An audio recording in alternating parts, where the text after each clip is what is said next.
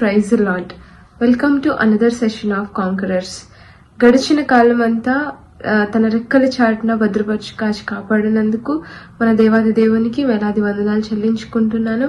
అదేవిధంగా ఈ యొక్క సంవత్సరంలో చివరి మంత్ వరకు దేవుడు అనేక కష్టాల నుంచి, అనేక శ్రమల నుంచి మనల్ని తోడుగా నీడుగా ఉండి మనల్ని నడిపించినందుకు మనం ఎప్పటికీ ఆయనకు రుణాస్తులమై ఉన్నాము.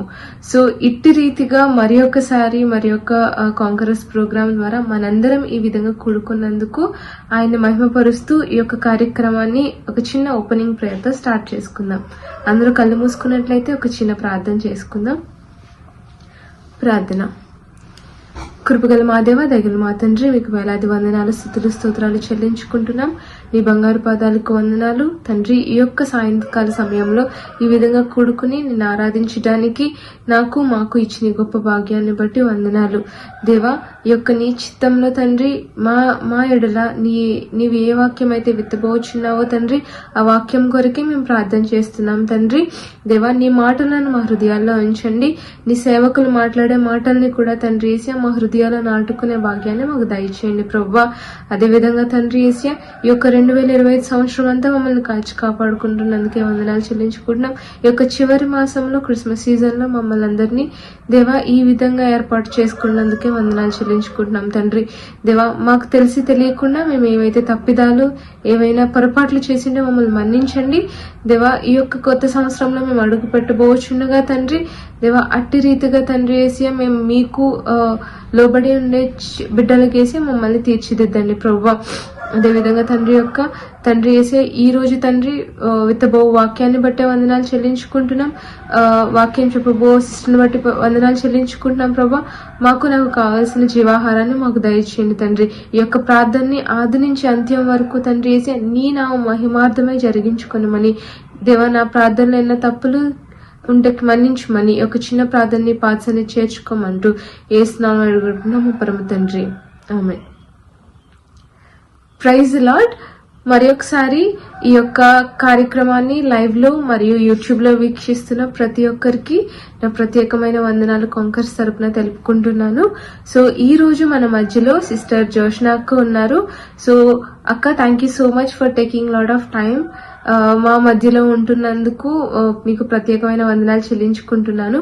ఈ యొక్క సమయంలో జోష్నా అక్కని వాక్యం పంచుకోవడానికి ఇన్వైట్ చేస్తున్నాను. ఓవర్ టు యు అక్క. Praise the Lord everyone. సజీవ వాహిని కార్యక్రమం వీక్షిస్తున్న ప్రతి ఒక్కరికి దేవుని నామంలో శుభములు తెలియజేసుకుంటున్నాను. ప్రార్థన చేసుకుని వాక్యంలోనికి వెళ్దాం. ప్రేమ ప్రియ పరలోకపు తండ్రి, ఈ యొక్క సమయం ఇచ్చినందుకు మీకు వందనము, స్తోత్రం చెల్లించుకుంటున్నాం నాయన. నేను వీక్షిస్తున్న ప్రతి ఒక్క బిడ్డని బట్టి ప్రార్థిస్తున్నాం తండ్రి. వాక్యంలో నుంచి నేర్చుకునబోతుండగా ప్రభా, మాతో మాట్లాడి ప్రభా నీ యొక్క జ్ఞానముని పెంపొందింపజేస్తారని ప్రభా ప్రతి ఒక్కరిని నీ చేతికి అప్పగించుకుంటూ యేసుక్రీస్తు నామంలో ఈ యొక్క ప్రార్థన అడిగి వేడుకుంటున్నాం తండ్రి, ఆమేన్. ఈరోజు వాక్యము దేవుని యొక్క వాక్యం గురించి నేర్చుకుందాం. వాక్యం యొక్క సారాంశము, ఇంకా వాక్యంలో ఉన్న గొప్పతనం ఏంటో మనం నేర్చుకుందాం. అయితే వాక్యము అంటే ఈ బైబిల్ గ్రంథము కొన్ని సంవత్సరాల నుంచి జనరేషన్ టు జనరేషన్స్ వస్తా ఉంది కదా. సో హిస్టరీలో చూసుకుంటే చాలా ఎక్కువగా ద్వేషింపబడిన పుస్తకం అని చెప్పొచ్చు. ఎందుకంటే చాలా మంది దాంట్లో ఉన్న నిజములని గ్రహింపలేక లేదా ఆ జ్ఞానంని రిసీవ్ చేసుకోవడానికి అంటే అది మాట్లాడుతుంది. దేవుని యొక్క వాక్యం ఎలా మాట్లాడుతుంది, సరిచేస్తుంది, బుద్ధి చెప్తుంది, జ్ఞానం ఇస్తుంది. ఇంకా మనిషి ఏంటి అనేది ఆ వాక్యం ద్వారా కనిపిస్తా ఉంటది. సో చాలా మంది దాన్ని ఎక్కువగా చదవలేక లేదా దాని నుంచి మార్పు ఎక్కడొస్తుందో అని భయంతోని ఎంతో మంది ద్వేషించినట్టుగా హిస్టరీలో గమనిస్తాం. అయితే కానీ చాలా మందిని మార్చిన బైబిల్ గా కనిపిస్తుంది. అయితే జనరేషన్స్ టు జనరేషన్, ఎందుకంటే అది ద్వేషం కూడా ఎట్లా అంటే ట్రూలీ బిట్టర్నెస్ అన్నమాట. ఆ ద్వేషం ఇప్పుడు చాలా మంది, ఫర్ ఎగ్జాంపుల్ మనకు గొప్ప గొప్ప సేవకులు వారి యొక్క హిస్టరీ అంటే వారి యొక్క లైఫ్ స్టోరీ చూసుకుంటే, ఫర్ ఎగ్జాంపుల్ ఆమ్, సాధు సుందర్ సింగ్ తను కూడా ద్వేషించినట్టుగా గమనిస్తాం. ఆ యంగ్ ఉన్నప్పుడు వాళ్ళ యొక్క రిలీజియన్ ని ఫాలో అవుతూ ఆ, తను అసలు బైబిల్ అన్నా క్రిస్టియన్స్ అన్నా కానీ వ్యతిరేకించేవాడిగా కనిపిస్తాం. కానీ అతను ఎప్పుడైతే దేవుని చేత పట్టబడ్డాడో ఆ తర్వాత ఆయన చేసిన గొప్ప సేవ మనకు తెలుసు. అలా భగత్ సింగ్ గారు కానీ ఇంకా చాలా మంది ఫర్ ఎగ్జాంపుల్ చూసుకుంటే వాళ్ళు ద్వేషించిన బైబిల్ గా అంటే చాలా మంది చింపేసిన వాళ్ళు ఉన్నారు. చాలా మంది ఎట్లా అంటే దాన్ని తొక్కి అంటే కాలబెట్టిన వాళ్ళు కూడా ఉన్నారు కదా. సో ఈ బైబిల్ అనేది దీని యొక్క వాక్యము అనేది దేవుని యొక్క వాక్యం చాలా శక్తి గలది, చాలా బలము గలది, జ్ఞానము కలది. సో ఈ జ్ఞానంని ఆ, చాలా మంది వ్యతిరేకించారు. కానీ దేవుని యొక్క ఆ, మాట, ఎందుకంటే దేవుని వాక్యము అని అంటే దేవుని యొక్క మాట అది. సో దేవుని యొక్క మాట ఎప్పుడైతే మనం వింటామో ఆ, మన యొక్క హృదయంలో కార్యం జరుగుతుంది. సో ఈ యొక్క వాక్యము అందరికి చిన్నప్పటి నుంచి తెలిసిన వర్స్ తెలుసు కదా. జాన్ 1:1 లో ఉంటది కదా. ఏమని ఉంటుంది? యోహాను రాసిన పత్రిక 1వ అధ్యాయము 1వ వచనం. యోహాను 1:1 చదువుతాను. ఆ, మనందరికి ఫెమిలియర్ వర్డ్ కదా. యోహాను ఆది యందు వాక్యం ఉన్నది అంటే in the beginning there is word అంటే దేవుని యొక్క మాటని, దేవుని యొక్క వాక్యము. ఆది యందు వాక్యం ఉండెను, వాక్యము దేవుని యొద్ద ఉండెను, వాక్యము దేవుడై ఉండెను. ఆయన ఆది యందు దేవుని యొద్ద ఉండెను, సమస్తమును ఆయన మూలంగా కలిగెను, కలిగి ఉన్నది ఏది ఆయన లేకుండా కలగలేదు. అయితే ఆ, నాకు ఈ వర్స్ చదువుతున్నప్పుడు ఎందుకింత ట్విస్టింగ్ లాగా అంటే అటు ఇటు మార్చి చెప్పినట్టుగా అనిపించింది అంటే మనం ఏ రీతిగా ఆలోచించినా కానీ క్వశ్చన్ చేసే రకంగా లేకుండా మనకి ఇక్కడ ఆన్సర్స్ ఉంటాయి. ఏంటంటే గాడ్ ఏంటి? హూ ఇస్ గాడ్ అంటే దేవుడే వాక్యము. వాక్యం అంటే ఎక్కడుంది అంటే దేవుని యొద్ద ఉంది, అంటే దేవుని నోటలో ఉంది, నోటి నుంచి వాక్యం వస్తుంది. అంటే దేవుని యొద్ద ఉండేను వాక్యము అంటే దేవుని యొక్క మాటయే దేవుని యొక్క వాక్యమే ఉంది. ఇంకొకటి సమస్తము ఆయన మూలంగా జరిగింది. ఇది చాలా మంది గ్రహించలేరు. ఎందుకంటే everything existed just like that. Scientifical గా కూడా చాలా మంది సైన్స్ ని నమ్ముతారు, కరెక్టే. బట్ సైన్స్ ఇదంతా ఎక్కడి నుంచి వచ్చింది? It's from the lord God. అప్పుడు ఇన్ ద బిగినింగ్ దేవుని మాట ద్వారా క్రియేట్ చేయబడిన ఈ క్రియేషన్ నుంచి మనిషి ఆ, పుట్టించబడిన తర్వాత మనిషే మళ్ళీ రీసెర్చ్ చేసి ఏదో కనిపెట్టాలని, కానీ ఇట్ ఈస్ ఆల్రెడీ ఎగ్జిస్టింగ్. ఎప్పుడైతే దేవుడు క్రియేట్ చేసినాడో అప్పటి నుంచి ఆ, మొత్తం ఎర్త్ మొత్తము ఆయన యొక్క మాట ద్వారా సృష్టించబడింది. అంతేకాకుండా ఆయన మాట ద్వారా ఈ సృష్టి మొత్తంలో ఉన్నవన్నీ కూడా మనకు కళ్ళకి కనిపిస్తా ఉన్నాయి కదా. సో అదే కాకుండా నెక్స్ట్ వచనంలో ఆయనలో జీవం ఉండెను. సో ఇప్పుడు వాక్యం ఏది? దేవుని యొక్క వాక్యం అంటే దేవుని మాట, ఆయనలోనే జీవం ఉంది. సో ఈ వర్డ్ ఆఫ్ గాడ్ అనేది ఏంటంటే it's powerful and it is life. దేవుని యొక్క వాక్యం అనేది జీవం. ఆ జీవము మనుషులకు వెలుగై ఉండెను.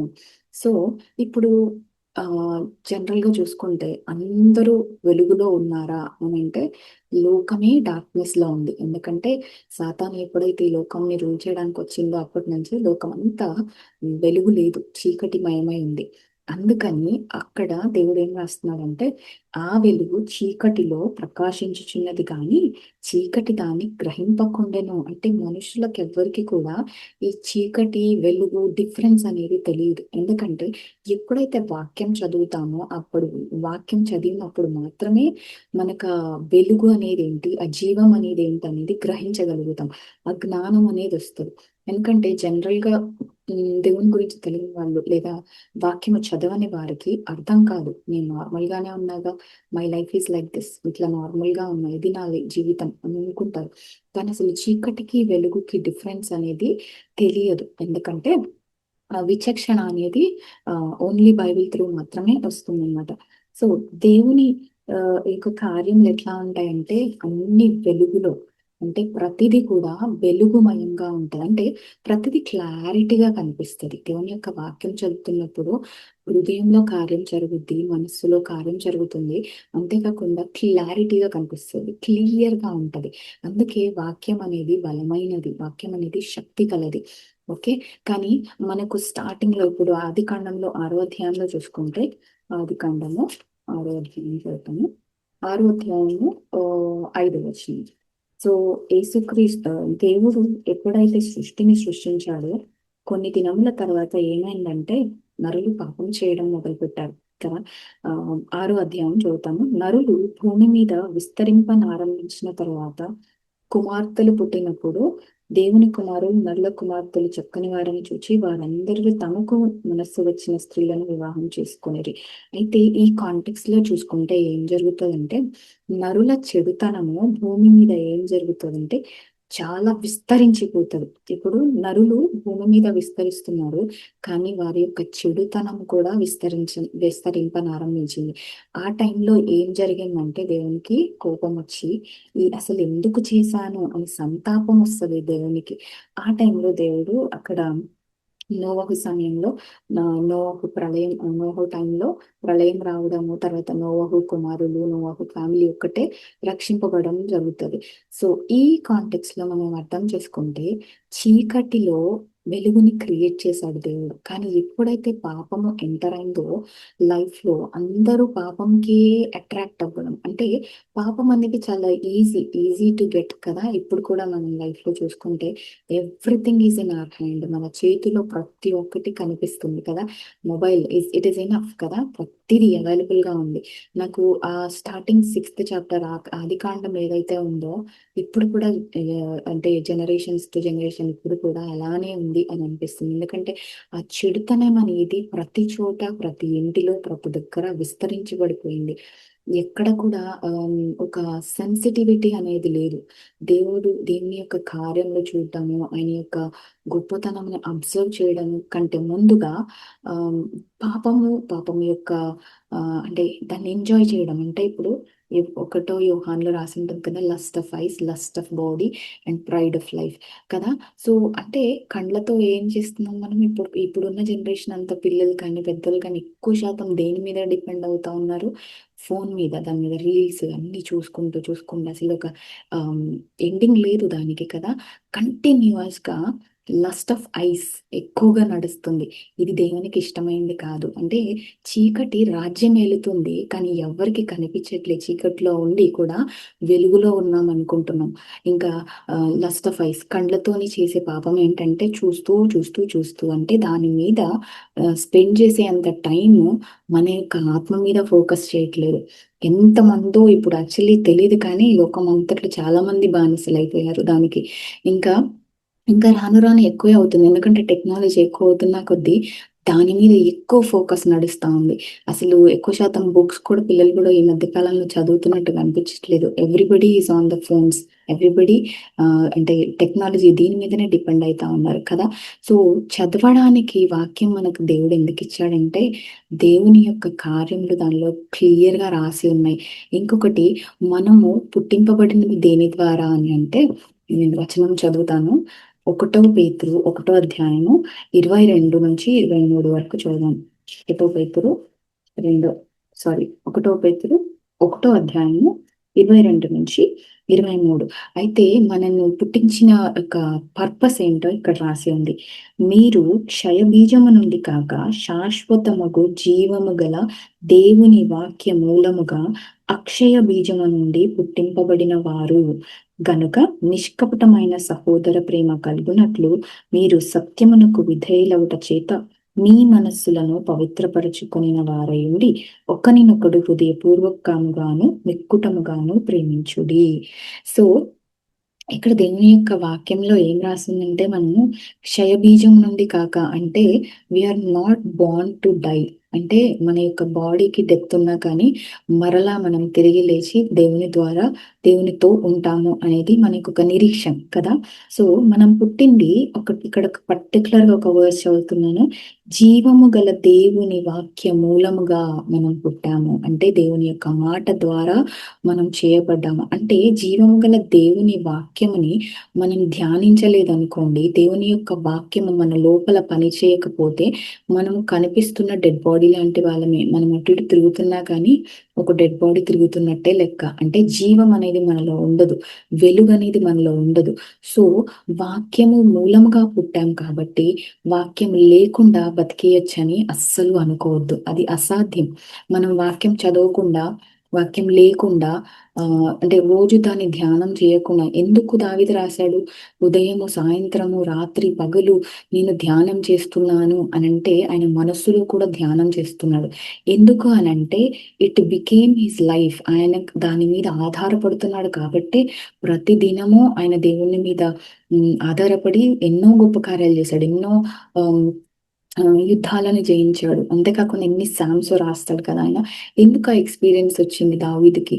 ఎందుకంటే అతను ప్రతి నిమిషము దేవుని ద్వారానే నడపబడుతూ వచ్చాడు. ప్రతిరోజు ఆయన దేవుని మీద ఆధారపడుతూ వచ్చాడు. ఇంకోటి ఆయన కృప, వాత్సల్యం, ఆయన ప్రేమ, దేవుని ప్రేమ ఎట్లా ఉంటదో ఎక్స్‌పీరియన్స్ చేశాడు కాబట్టి దేవుడు కూడా దావీదుని ఏమని అంటున్నాడు? హృదయానుసారుడు. అంటే నా హృదయంలో ఏముందో ఆయన హృదయంలో అలా కలిగి ఉన్నాడు కాబట్టి ఆయన హృదయానుసారుడు. హీస్ ఆఫ్టర్ మై హార్ట్ అని అంటాడు కదా. ఎందుకంటే దేవుని హృదయం ఎట్టుదో కనుక్కున్నాడు దావీదు. అందుకే ఆయన అంత ఎక్స్పీరియన్స్ చేయగలిగాడు, అంత ప్రేమని ఎక్స్పీరియన్స్ చేయగలిగాడు. ఆయన దావీదు ఫ్యూచర్ లో జరిగే ప్రాఫెసీస్ కూడా రాశాడు. శిల్వ మీద ఏం జరుగుతుందో కూడా రాశాడు కదా. సో ఇవన్నీ ఆయనకు ఎలా కనిపించాయి, ఎలా వినిపించాయి అని అంటే వాక్యం మీద ఆయన ఆధారపడ్డాడు కాబట్టి ప్రతి నిమిషము, ప్రతిరోజు కూడా దేవుని మీదనే ఆధారపడేవాడు కాబట్టి he wrote so many psalms కదా. సో వాక్యము ద్వారా మనం పుట్టాము, వాక్యం మూలముగానే పుట్టాము. అక్షయ బీజము అంటే దానికి ఇంకా చావు లేదు. అక్షయ బీజం నుంచి పుట్టాము కాబట్టి మనకు చావు లేదు. సో ఈ చావు లేదు అని అంటే మనకు ఎప్పుడు రెండవ రాకడ వస్తుంది, తర్వాత ఎత్తబడతాము, తర్వాత ఫ్యూచర్ లో అంటే ఒక అంటే పరలోకంలో ఏం చేస్తాము అంటే ఈ రాజ్యం ఏంటి, దీని గురించి ఏంటి అని కనుక్కోవాలంటే దేవుని దగ్గర కూర్చొని అడిగితే హీ విల్ రివీల్ అసలేంటి అంటే. ఓహో ఇంతేనా, అక్కడ పోయి పరలోకంలో అంతా ఏమీ లేదు అంటే లైక్ ఎట్లా అంటే చావుండదు, ఏడుపుండదు, అంత అంతా సంతోషమే ఉంటది అనంటే ఒక కైండ్ ఆఫ్ బోరింగ్ ఫీలింగ్ లాగా రావచ్చు. చాలా మందికి ఒక థాట్ ఉండదు అదేంటి అనేది. సో అసలు పరలోక రాజ్యము అదంతా కాదు. మనం ఒక ప్రార్థన నేర్పించాడు దేవుడు, పరలోక రాజ్యం ఈ భూలోకం మీద చూపించాలి అంటే ఏంటి? అసలు పరలోక రాజ్యమే మనం ఎవరైతే దేవుని ద్వారా పుట్టింపబడ్డామని నమ్ముతున్నామో, దేవుని యొక్క రక్షణను పొందుకొని ఉన్నామో మనమే దేవుని యొక్క రాజ్యమై ఉన్నాము. సో ఆ రాజ్యము, పరలోక రాజ్యం అనేది ఈ భూలోకంలో మనం చూపించాలంటే ఎలా ఉంటది? ఆ రాజ్యం అనేది మన ద్వారా మనకు వేరే వాళ్ళకి తెలియాలి. ఎవరికైతే తెలియదో దేవుడు ఎంత గొప్పవాడు అనేది మన జీవితం ద్వారా తెలుస్తది. ఎలా తెలుస్తది అది? ఎప్పుడైతే మనము ఈ వాక్యం ద్వారా పుట్టించబడ్డామో, ఈ వాక్యమే నా జీవము, ఈ వాక్యం ద్వారానే నేను నడపబడాలని ప్రతి నిమిషం దేవుని మీద ఆధారపడే వారం అయితే మనకు అర్థమవుద్ది. హౌ ఆర్ వి బార్న్, అసలు ఏం చేయాలి, what is the purpose of my life అనేది మనకు అర్థమవుతుంది. కానీ మనము ఎప్పుడు కూడా జనరల్ గా మనం చేసే తప్పులు ఏంటంటే న్యాచురల్ వే ఆఫ్ మైండ్ లో ఆలోచిస్తాం. అంటే ప్రకృతి సంబంధమైన ఆలోచనలు ఉంటాయి. అది ఎక్కడ రాసిందంటే 1 కొరింథీ 2 అధ్యాయం 14లో ఉంది. 1 కొరింథీ 2:14 ఇక్కడ చదువుతాను నేను. ఉమ్, మనుష్య జ్ఞానము నేర్పు మాటలతో కాక ఆత్మ సంబంధమైన సంగతులతో సరిచూచుచు ఆత్మ నేర్పు మాటలతో వీటిని గురించి బోధించుచున్నాము. సో ఇక్కడ రాస్తున్నారు ఏంటంటే వీళ్ళు బోధించేటప్పుడు ఏదైతే ఆత్మ బోధిస్తుందో అది వారు బోధిస్తా ఉన్నారు. పేతురు రాస్తున్నారు కదా. అయితే ప్రకృతి సంబంధమైన మనుష్యుడు దేవుని ఆత్మ విషయములను అంగీకరింపడు. ఈ వాక్యము పరిశుద్ధాత్మ నడిపింపు అనేది ఏంటంటే అంతరంగంలో జరిగేది. అంటే మనం ఎప్పుడైతే దేవుని యొక్క మాటలు వినడము మొదలు పెడతామో అప్పుడు అంతరంగంలో మనకు తెలుస్తుంది వాట్ ఈస్ ద వే, ఏ వేలో పోతే కరెక్ట్, ఏ వేలో పోతే దేవుడు ఎటు నడిపిస్తున్నాడు, ఎందుకు నడిపిస్తున్నాడు, ఏ విషయం ద్వారా నువ్వు ఏం చేయాలి అనేది ఒక క్లియర్ పిక్చర్ రావాలంటే ఆత్మలో నడిపింపుని పొందుకోవాలి మనం. అది పొందుకోవాలంటే ఏమవుతుంది? మనం ముందు దేవుని యొక్క దగ్గర రావాలి. దేవను నా హృదయంలోనికి రా, నాతో మాట్లాడు అని అంటే హీఈస్ ఎవర్ రెడీ, ఎప్పుడు చేతులు చాచి రెడీగా ఉన్నాడు. అయితే ఈ ప్రకృతి సంబంధమైన మనుషుడు అంటే ప్రతిదాన్ని న్యాచురల్ వేలో చూసే వాళ్ళకి ఆత్మ సంగతులు అర్థం కాదు. ఏంటంటే వాళ్ళు ఒక లెవెల్ వరకే ఆలోచించగలుగుతారు. ప్రకృతి సంబంధమైనది అంటే ఇప్పుడు ఏదైనా నష్టం జరిగింది అనుకోండి, అప్పుడు ఇట్లా చేశాం కదా, దానికి కాన్సిక్వెన్స్ ఇది అయిపోయింది, ఇంకంతే, నా బ్రతికింతే, నా జీవితం ఇంతే. సో అట్లా ఒక కన్క్లూషన్స్కి వచ్చేయడం, అది అది చాలా తప్పు. మనకేంటంటే ఏదైనా జరిగింది అనుకోండి, నష్టం జరిగింది, దాని ద్వారా మనం ఏం నేర్చుకున్నాము, దేవుడు నాతో ఏం నేర్పించబోతున్నాడు, నాకు ఏం నేర్పిస్తాడు. సో ఆత్మ సంగతులు అంటే మనం ఆత్మలో కనెక్ట్ అయి ఉంటే, దేవునికి కనెక్ట్ అయి ఉంటే, దేవుని యొక్క వాక్యంని మనము రెగ్యులర్గా మనం మెడిటేట్ చేస్తూ ఉంటే ఆయన దాంట్లో మాట్లాడతాడు. ఆయన మాట్లాడే దేవుడు, ఆయన మూగగా ఆ, ఉండే దేవుడు కాదు. హిస్ నాట్ అన్ ఐడల్ కదా, ఎందుకంటే జీవం గల దేవుడు, ఆ వాక్యంలో జీవం ఉంది. అందుకే వాక్యం అనేది మనం చదువుతూ మెడిటేట్ చేస్తున్నప్పుడు ఆ, ఆత్మ సంగతులు మనకు అర్థమవుతాయి. అంతేకాకుండా జనరల్గా న్యాచురల్ వేలో ఆలోచించే వాళ్ళకి ఇది ఎలా ఉంటదంటే, అవి అతనికి వెర్రితనముగా ఉన్నవి. ఏదైనా ఆత్మ సంగతులు చెప్పినప్పుడు న్యాచురల్ వేలో ఆలోచించే వాళ్ళకు, ప్రకృతి సంబంధమైన ఆలోచనలు ఉన్న వారికి అర్థం కావు, వాళ్ళకి వెర్రితనంగా ఉంటాయి. ఎందుకంటే ఏ foolish గా మాట్లాడుతున్నాడు, లేకపోతే ఏం తెలియకుండా మాట్లాడుతున్నాడు. కానీ ఈ జ్ఞానము, ఆ లెవెల్ ఆఫ్ అండర్స్టాండింగ్ వాళ్ళకి లేదు కాబట్టి మనకి వెర్రితనంగా కనిపిస్తుంది. కానీ అది ఆత్మానుభవము చేతనే వివేచింపదగును కనుక అతడు వానిని గ్రహింపజాలడు. సో ఆత్మ నేర్పించే మాటలు, జీవము గల వాక్యము నేర్పించే మాటలు మనము ఆత్మలో నేర్చుకుంటూ వస్తున్నప్పుడు మనకేమవుతుందంటే వివేచన కలుగుతుంది. అంటే వివేచన అని అంటే ముఖ్యంగా ఏంటంటే డిస్టింగ్విషింగ్ హార్ట్. ఒకటి ఇది చేయాలి, చేయొద్దు, మనమే వివేచనకు ఆ, అంటే ఫస్ట్ స్టెప్ తీసుకోగలుగుతాం. ఇక్కడ నెక్స్ట్ అదే రాసి ఉంటుంది, ఆత్మ సంబంధమైన వాడు అన్నిటినీ వివేచన, కానీ అతనెవడి చేత వివేచింపబడడు. ప్రభువు మనసు ఎరిగి ఆయనకు బోధింపగలవాడెవడు. కానీ మనమైతే క్రీస్తు మనస్సు కలిగిన వారము.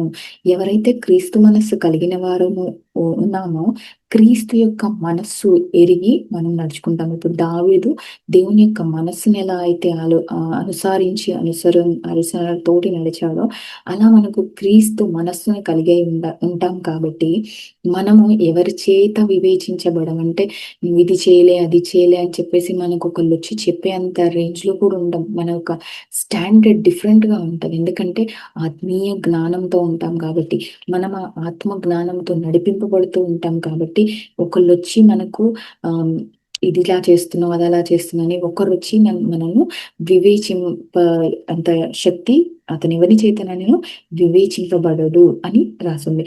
సో మనకు ఆ ఆత్మ యొక్క జ్ఞానం ఎలాంటిది అంటే అది జీవము గలది. అంతేకాకుండా ప్రతి విషయంని వివేచిస్తుంది. ఇంకోటి వేరే వారికి అంటే న్యాచురల్ వేలో ఆలోచించే వారికి అది వెరితనంగా ఉంటది. అయితే ఆత్మానుభవముతోటి మనకు స్టెప్ బై స్టెప్ దేవుడు నేర్పిస్తూ ఉంటాడు.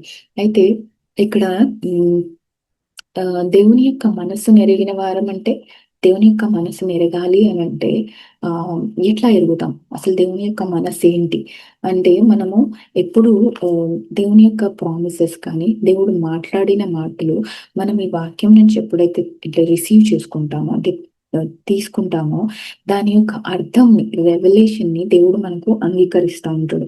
ఫర్ ఎగ్జాంపుల్, ఇప్పుడు ప్రామిసెస్ తీసుకుందాం.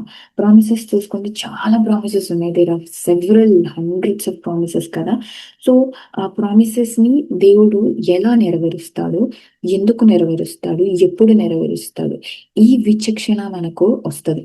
ఇప్పుడు సపోజ్ ఒక ప్రామిస్ ఇచ్చాడు, మీరు భయపడకండి, నేను నీకు తోడైనాను, అంటే అది సింపుల్ వాగ్దానం లాగా కనిపిస్తుంది. కానీ ఆ వాగ్దానము మన దైనందిక జీవితంలో ఎన్నిసార్లు అనుభవించాం. ఇప్పుడు ఆ, నాకైతే చిన్నప్పటి నుంచి చూసుకుంటే ఎన్ని ప్రామిసెస్లు వచ్చినా కానీ ఎవ్రీ ఇయర్ ప్రామిస్ తీసుకుంటే కంపల్సరీ భయపడకమని వచ్చేది. అందరు నవ్వుతా ఉండాలి, ఏంటంటే ఎప్పుడు నువ్వు భయపడతా ఉంటావు కదా, అందుకే నీకు ఇలా వస్తుంది అని. కానీ అది అన్నిసార్లు దేవుడు ఎందుకు నాకు గుర్తు చేశాడు అని ఫ్యూచర్ లో నేను ఆలోచించుకొని చూసుకుంటే, నిజంగానే I was so scared of many things అని దేవుడు నాకు నేర్పించుకుంటూ వచ్చాడు. భయపడొద్దు భయపడొద్దు అని అంటే, దేవుడు ఆ మాట చాలా సార్లు 365 టైమ్స్ అని అంటారు. సో బైబిల్లోనే రాసింది, do not be afraid, be courageous. So ఇలా మాట్లాడుతూ ఉంటే, ఇప్పుడు బీ కరేజియస్ అని ఉందనుకోండి వర్డ్స్, బీ కరేజియస్ అంటే ఏంటి, మనము ధైర్యం తెచ్చుకోవాలి. ఇప్పుడు దావీద్ కూడా చాలా విషయాల్లో ఆయన ధైర్యం తెచ్చుకున్నాడు అని ఉంటారు. తెచ్చుకోవాలి అంటే అది ధైర్యం అనేది ఉండదు, ఎక్కడి నుంచో రాదు, సడన్ గా తెచ్చుకోవాలి. మన లోపల నుంచి ఎట్లా తెచ్చుకుంటాం? ఎందుకంటే అప్పుడు మనం దేవుని మీద ఆధారపడతాం కాబట్టి, దేవుని మీద విశ్వాసం ఉంచుతాం కాబట్టి, ఇది నా వల్ల కాదు కానీ దేవుని వలన అవుతుంది. ఆ ధైర్యం అనేది దేవుని యొక్క ఆ పవర్ ద్వారా, ఆ శక్తి ద్వారా మనకు ఆ ధైర్యం వస్తుంది. సో దేవునిని బట్టి మనము ధైర్యం వహించగలుగుతాం. జనరల్గా అయితే మన మోటల్ బాడీస్ కి అది సాధ్యం కాదు. అయితే చాలా విషయాలలో మనకు దేవుని మీద ఆధారపడకుండా ఏదో చేసేయాలనుకుంటే మనం చేయలేం. It is impossible. ఎందుకంటే all things are possible with God, అది కూడా ఒక ప్రామిస్ కదా. All things are possible. కానీ మనకు చేతగానే కూడా దేవుడు చేపిస్తా అంటున్నాడు. సో వాటన్నిటిలోకి స్టెప్ బై స్టెప్ మనం లైఫ్ లో ఎదగాలి అని అంటే మనము వాక్యం ద్వారా మనం నేర్చుకుంటూ ఉండాలి. ఆ ప్రామిసెస్ ని సరైన టైంలో సరైన రీతిగా మనము అనువదించుకోవాలి, మన లైఫ్ కి అప్లై చేసుకోవాలి. దెన్ ఆ యొక్క వాక్యము, ఆ యొక్క ప్రామిస్ కి ఇచ్చిన ఆ పవర్ ఏంటనేది మనకు తెలుస్తుంది. అన్ని promises yes and amen in the Lord. కానీ ఆ ప్రామిస్ ఎంతగానో మనము రిసీవ్ చేసుకుంటున్నాం. ఎలా రిసీవ్ చేసుకుంటాం అంటే that is only possible with meditation. దేవుని దగ్గర కూర్చుని మనం నేర్చుకున్నప్పుడు మాత్రమే ఆమ్, ఆ, అప్పుడు మనకు అది అర్థమవుతుంది. సో మన మనస్సు ఎట్లుండాలి? ఇప్పుడు దేవుని యొక్క మనస్సు నెరిగిన వారైతే మనం ఎట్లా ఉండాలి అంటే, పేతురు రాసిన మొదటి పత్రిక 13వ అధ్యాయం 1వ అధ్యాయం 13వ వచనం. 1 పేతురు 1:13. కాబట్టి మీ మనస్సు అన్న నడుము కట్టుకొని నిబ్బరమైన బుద్ధి గలవారై యేసుక్రీస్తు ప్రత్యక్షమైనప్పుడు మీకు దేవుడు కృప విషయమై సంపూర్ణ నిరీక్షణ కలిగి ఉండడి. సో ఇక్కడ మనము ఇంకా తర్వాత ఒకటి రాస్తుంది. కాగా మీరు విధేయులకు పిల్లలై మీ పూర్వపు అజ్ఞాన దశలో మీకుండిన ఆశలను అనుసరించి ప్రవర్తింపక మిమ్ముని పిలిచిన వాడు పరిశుద్ధుడై ఉన్న ప్రకారం మీరును సమస్త ప్రవర్తన యందు పరిశుద్ధులై ఉండుడి. సో మనల్ని ఏర్పరచుకున్నాడు, separated from the lord, from the world, sorry. ఎందుకంటే చీకటిలో నుంచి వెలుగులోనికి తీసుకొచ్చాడు. ఇప్పుడు లోకం అంతా చీకటిలో ఉంది, కానీ మనకు వెలుగు ఎప్పుడు వచ్చింది? ఎప్పుడైతే దేవుడు మనకి ఈ వాక్యంని ఇచ్చినారో, మనం రిసీవ్ చేసుకున్నామో, రక్షణ పొందుకున్నామో, అప్పుడు మనము కడుగబడిన తర్వాత, యేసుక్రీస్తు శిలువ యొక్క రక్తం ద్వారా కడుగబడిన తర్వాత మనకి వాట్ వి రిసీవ్? మనకు వెలుగు వచ్చింది, రక్షణ వచ్చింది. ఆ రక్షణని మనం చేత పట్టుకొని ఉండాలి అంటే మన మనస్సు అనే నడుము, మనస్సుకి నడుముకి ఏంటి అంటే, మనస్సు అనే నడుము అంటే నడుమును టైట్ చేసుకుంటే ఏంటి, we are ready for the work కదా. అట్లనే మనస్సు అనే నడుము అని అంటే మనస్సుని ఇట్లా బిగించుకొని అంటే get ready to be like అంటే నిబ్బరంగా బుద్ధి కలవారై. అంటే బుద్ధిని మనము ప్రాక్టీస్ చేయాలి. బుద్ధి అనగానే ఒకసారి రాగానే అది ఆటోమేటిక్గా ఇట్లా వెళ్ళిపోదు. బుద్ధి అనేది కూడా ప్రతిదీ కూడా ఎవ్రీడే ప్రాసెస్. అది బుద్ధి కలవారై యేసుక్రీస్తు ప్రత్యక్షమైనప్పుడు మీకు దేవుడు కృప విషయమై అంటే మరలా యేసుక్రీస్తు వచ్చేంత వరకు, ఆయన ప్రత్యక్షమయ్యేంత వరకు మనం ఏం కలిగి ఉండాలి? సంపూర్ణ నిరీక్షణ కలిగి ఉండాలి. సంపూర్ణ నిరీక్షణ కలిగి ఉండడమే కాకుండా నేను పరిశుద్ధుడనై ఉన్న ప్రకారం మీరును పరిశుద్ధులై ఉండడని వ్రాయబడి ఉన్నది. అంటే Jesus is holy, God is holy, so we ought to be holy. There is no other option. ఇక మనము హోలీగా ఉంటే పరిశుద్ధత లేకుండా మనం దేవుణ్ణి మెప్పించలేం. పరిశుద్ధత అనేది కంపల్సరీ. అది అంటే సగం దేవునిలో, సగం మనుషులతో, సగం లోకంలో ఉంటాను అని అంటే అపరిశుద్ధత. అది అంటే మనము అట్లా ఉంటే దేవునికి ఇష్టం ఉండదు కదా. సో దేవునికి ఇష్టలుగా ఉండాలి అంటే ఏం చేయాలి? మనము పరిశుద్ధతలో ఉండాలి. పరిశుద్ధత ఎలా వస్తుంది అంటే, మనము పూర్వపు అజ్ఞాన దశలో ఉన్నప్పుడు ఆశలను అనుసరించి ప్రవర్తించామంటే, అజ్ఞాన దశలో ఏంటి? ఎప్పుడైతే దేవుని చేత మనము పట్టబడలేదో దానికన్నా ముందు ఎలా ఉన్నాం? అజ్ఞానంగా ఉన్నాం. అజ్ఞాన దశలో ఏం చేసాం? మన సొంత ప్రవర్తన, ఓన్ డిజైర్స్, అంటే lust of ice, lust of body, pride of life, అంటే మన ఓన్ సొంత చిత్తమును నెరవేర్చుకుంటూ వెళ్ళాం. అలాంటి అజ్ఞాన దశలో ఉండకుండా, అలాంటివన్నీ ప్రవర్తించకుండా మనల్ని పిలిచిన దేవుడు పరిశుద్ధుడై ఉన్నాడు కనుక, అంటే దేవుడు మనల్ని పిలుచుకున్నాడు అంటే దెర్ ఇస్ అ పర్పస్. ఆయన పిలిచిన ప్రకారం మనం ఎలా ఉండాలి? పరిశుద్ధులమై ఉండాలి. ఎక్కడ?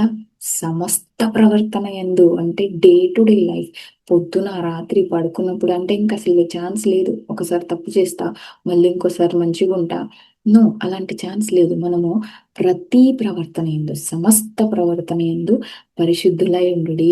ఇది కొంచెం బిగ్ టాస్క్ లాగా అనిపిస్తుందా? కానీ నో, ఇట్ ఈస్ ఈజీ.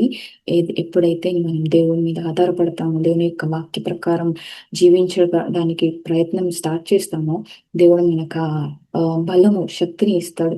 ఎందుకంటే ఈ టెంప్టేషన్స్ నుంచి బయటకు రావడానికి ఏమన్నాడు?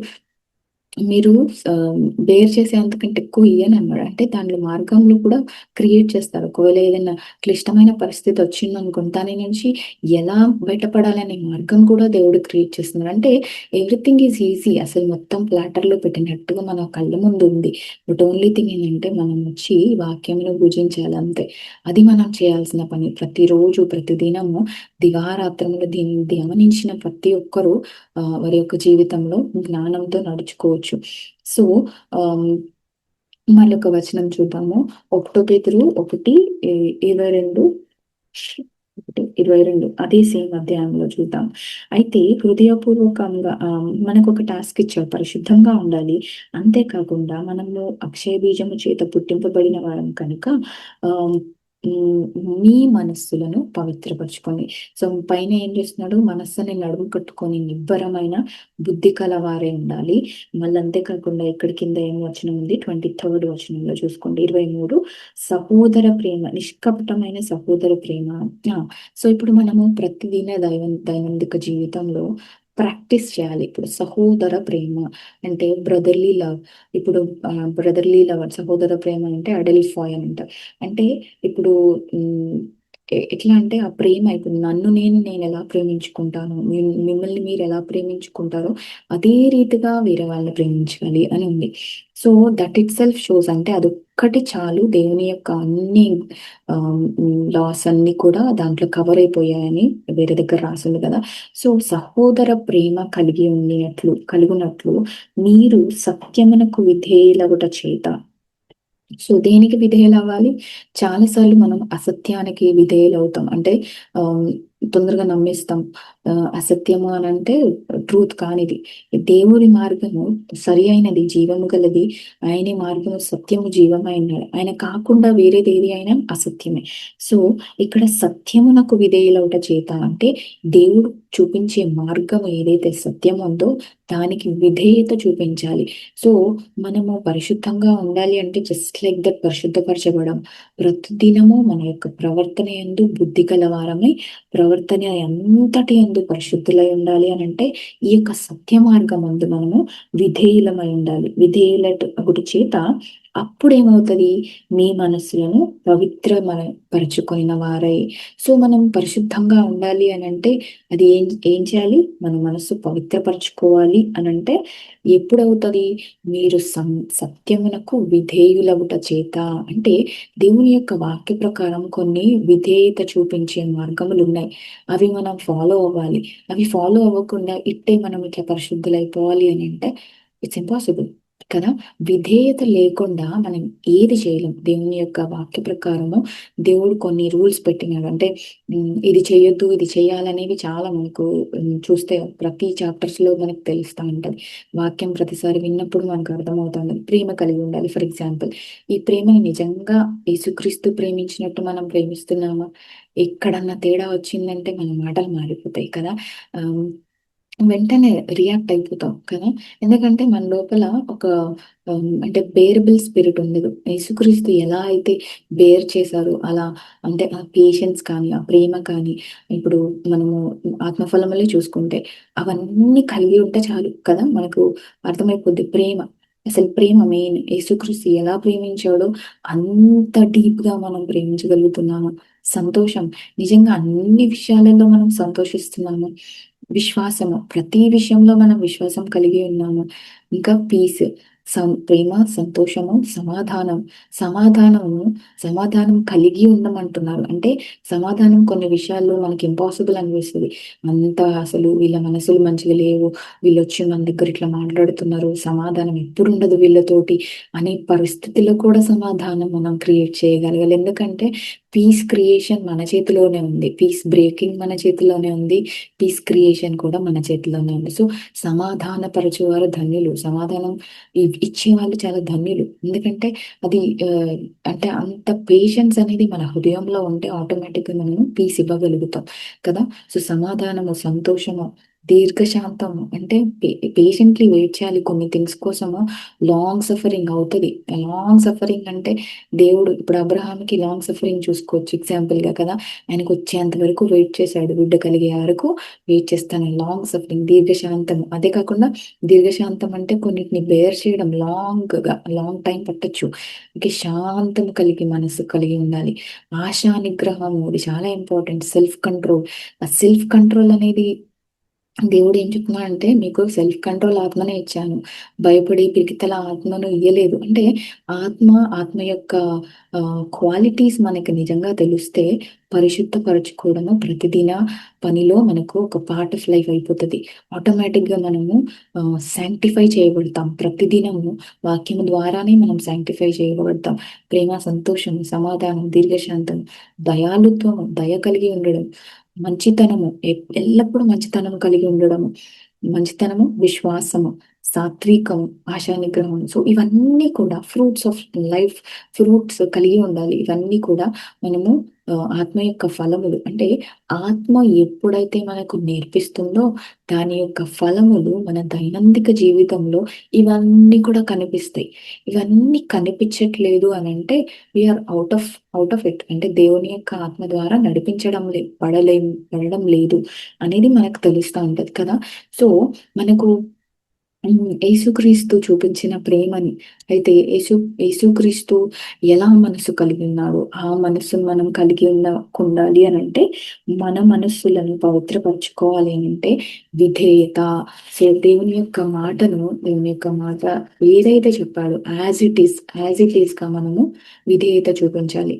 అయితే ఇప్పుడు ఆ, వాక్యం లేకుండా పరిశుద్ధంగా ఉండడం అసాధ్యం.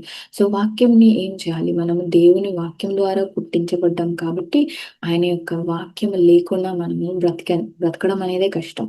అంటే చనిపోయిన వారం లాగానే ఉంటాం. అంటే it's dead body walking around కదా. సో క్షయమైపోయే వారంగా మనం లేము. మనం పుట్టించబడింది అక్షయ బీజము అండ్ దేవుని యొక్క వాక్యముని కలిగి వాక్యానుసారంగా నడుచుకుంటూ వెళ్ళాలి. అయితే దేవుని మాటను మనము మెడిటేట్ చేయకుండా, అంటే మెడిటేట్ అంటే ప్రతి దినము దాన్ని మననం చేయకుండా మనకు ఆ శక్తిలో ఉన్న సారాంశం ఎలా వస్తుంది అంటే ఆ అంటే దేవుడు ఏం చెప్తున్నాడో మన యొక్క లైఫ్ లో ఎలా దాన్ని మనము రిజంబుల్ చేయగలుగుతాము, అవ్వదు. సో దేవుని యొక్క మనసు, మన యొక్క మనసు ఏకమై ఉండాలి. అప్పుడు అది ఎలా అవుతుంది అని అంటే ఓన్లీ వాక్యం ద్వారానే.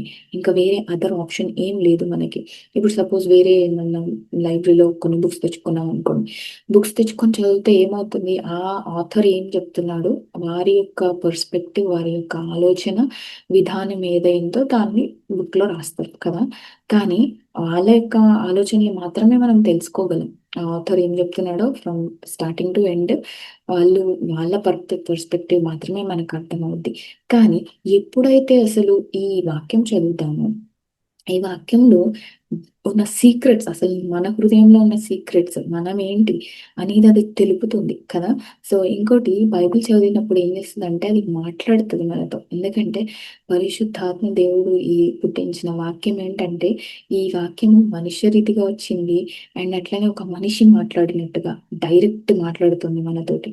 సో మనతో మాట్లాడుతుంది, మనం ఏమి ఆలోచిస్తున్నాం, మనం ఏమై ఉన్నామో కూడా చూపిస్తుంది. And it shows the deepest secrets. And ఎందుకంటే ఇట్స్ ఎ మిర్రర్. వాక్యం చదివినప్పుడు ఇప్పుడు యాకోబులో కూడా రాస్తుంది కదా, ఇది వాక్యం చదివినప్పుడు అది ఏం చెప్తుందో మర్చిపోవద్దు అని అంటున్నారు. అంటే ఎందుకంటే అద్దంలో చూసుకొని వెళ్ళిపోతే మన ముఖం ఎట్లుందో మనం మర్చిపోతాం కదా. కానీ ఇప్పుడు ఈ వాక్యం అయితే ఏం చేస్తుందంటే మనకు మనం ఏంటి అనేది మనకు కనిపిస్తుంది. సో ఇక్కడ చూసుకుంటే మీరు ఆ ఒకటో అధ్యాయం, యాకోబు 1వ అధ్యాయం 21వ వచనం. అందుచేత సమస్త కల్మషమును విర్రవీగుచున్న దుష్టత్వమును మాని లోపల నాటబడి మీ ఆత్మలను రక్షించుటకు శక్తిగల వాక్యమును సాత్వికముతో అంగీకరించుడి. సో మనం సాత్వికం ఉండాలి. సాత్వికం అంటే హంబుల్నెస్ ఉండాలి. మీక్నెస్ అంటారు సాత్వికం అంటే. ఆ శక్తి గల వాక్యంను అంగీకరించే వారంగా ఉండాలి. సమ్ టైమ్స్ అది షార్ప్ ఎడ్జ్ లాగా పనిచేసి కొన్ని కరెక్షన్స్ ఇస్తుంది. కరెక్షన్ ఇష్టం లేని వారికి శక్తిగల వాక్యం నచ్చదు. ఎందుకంటే ఇప్పుడు నేను మార్చుకోవాలా, ఈ విషయంలో నేను మార్చబడాలా అంటే the one who don't want to change వాళ్ళకి శక్తిగల వాక్యం నచ్చదు. ఎందుకంటే అక్కడ హంబుల్నెస్ అవసరం, అక్కడ మార్పు అవసరం. సో కానీ ఇక్కడ ఏం చెప్తున్నానంటే సమస్త కల్మషము విర్రవీగుచున్న దుష్టత్వము మాని. సో దుష్టత్వం అనేది ఏం చేస్తుంది అంటే విర్రవీగుతా ఉంటుంది. Every time it grows up. అది దానికి డౌన్ అవ్వే ఛాన్స్ లేదు. లెవెల్స్ బై లెవెల్స్ పెరుగుతూ ఉంటది కానీ దుష్టత్వము తగ్గే ఛాన్స్ లేదు. దానికి ఛాన్స్ ఇస్తే దుష్టత్వము ఎక్కువగానే అవుతుంది. కానీ మానాలి. మానే యొక్క పని కూడా మనదే. సో దాన్ని మాని లోపల నాటబడి మీ ఆత్మలను రక్షించుటకు శక్తి గల వాక్యమును సాత్వికముతో అంగీకరించమనుంది. మీరు వినివారు మాత్రమై ఉండి మిమ్మును మీరు మోసపుచ్చుకొనకుండా వాక్య ప్రకారము ప్రవర్తించు వారునై ఉండుడి. సో మనము వాక్య ప్రకారం ప్రవర్తించాలి అని అంటే మనము విని వదిలేసే వారంగా ఉండొద్దు. మన యొక్క చెవులు ఓపెన్ అప్ అయ్యి మన యొక్క విశ్వాసం ఎప్పుడు వస్తుంది? వినుట వలన విశ్వాసం వస్తుంది. సో ప్రతిది లింక్డ్. మనము ప్రతి లైఫ్ లైఫ్ టైంలో మనము ఎవ్రీ డే లైఫ్ చూసుకుంటే ఎవ్రీథింగ్ ఈజ్ లింక్డ్. విశ్వాసం ఎట్లా వస్తుంది? వినుట వలన వస్తుంది. వింటే ఏం చేయాలి? వినివారుగా ఉండి మాత్రమే ఉండి మోసం చేసుకోవద్దు. మనకి మనం మోసం చేసుకున్నట్టు అంటే ఏంటంటే విని వదిలేస్తే ఏమవుతుంది? ఆ బీజం ఎక్కడ పడిపోయినట్టు, సీడ్ ముళ్ళ పొదల్లో పడినట్టు అదేం చేస్తుంది? సాతాను వచ్చి ఎత్తుకపోతుంది కదా. సో మీరు వినివారు మాత్రమై ఉండి మిమ్మల్ని మీరు మోసపుచ్చుకొనకుండా వాక్య ప్రకారము ప్రవర్తించు వారునై ఉండు.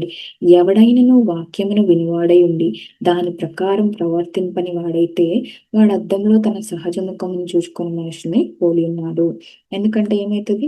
చూసుకొని అవతలకి పోయి మనం ఎట్లాంటి వాళ్ళు మర్చిపోతాం. అయితే స్వాతంత్రమునిచ్చు సంపూర్ణ నియమములోనికి తేరి చూచి నిలకడగా ఉండు వాడెవడో వాడు విని మరచువాడు కాక క్రియను చేయువాడై ఉండి తన క్రియలో ధన్యుడగును.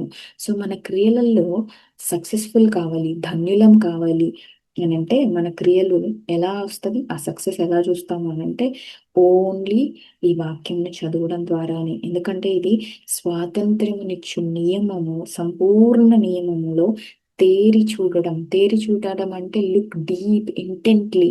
అంటే వాక్యము ఏం చెప్తుందనేది దాని ద్వారా నడపబడడానికి మన కాన్సన్ట్రేషన్ అవసరం.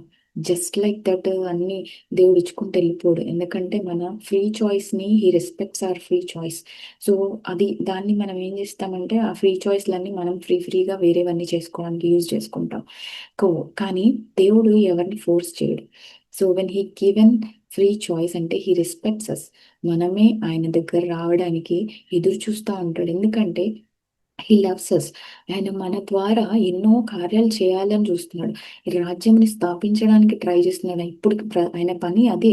మనం వెళ్ళి ఇతరులకు రాజ్య సువార్త ప్రకటించాలి. కానీ మనం చాలాసార్లు ఏం చేస్తామంటే లోకానుసారంగా వాక్యం లేకుండా జీవించడానికి ప్రయత్నిస్తూ ఉంటాం. సో ఇక్కడ మనం ఏం చేస్తున్నామంటే దేవుని మాట విన్నప్పుడు విని మరచువారు కాక క్రియను చేయువాడండి తన క్రియలో ధన్యుడగును. సో మన ఓకే. సో మనకి ఇంకా ఇంకా చాలా వచనాలు ఉన్నాయి. వాక్యం గురించి చెప్పుకుంటూ మనం వెళ్తా ఉంటే చాలా ఉంటాయి. కానీ మనము ఇతరులకు అంటే మనము వాక్యానుసారంగా నడుచుకుంటూ వెళ్ళినప్పుడు మనము ఇతరులకు ఒక జీవమునిచ్చిన వారమై ఉంటాం. ఎందుకంటే ఇప్పుడు మన ద్వారా మనం ఇప్పుడు వాక్యం చదువుతున్నప్పుడు వాక్యంలో ఎంత బలం ఉంది, లేకపోతే ఎంత జీవం ఉంది, లేకపోతే ఎంత సత్యం ఉంది అనేది మన జీవితం ద్వారానే వేరే వాళ్ళు తెలుసుకోగలుగుతారు. అదే దేవుని రాజ్యం అంటే. సో దేవుని రాజ్యం అనేది ఏదో separate గా వచ్చేసి ఇట్లా ఇట్స్ నాట్ ఫిజికల్. ఆత్మలో జరిగే కార్యము మన యొక్క లైఫ్ లో అది బయటకు కనిపిస్తుంది. So it is visible through our life. అది అది మాత్రమే దేవుని యొక్క రాజ్యంగా కనపరచబడుతుంది.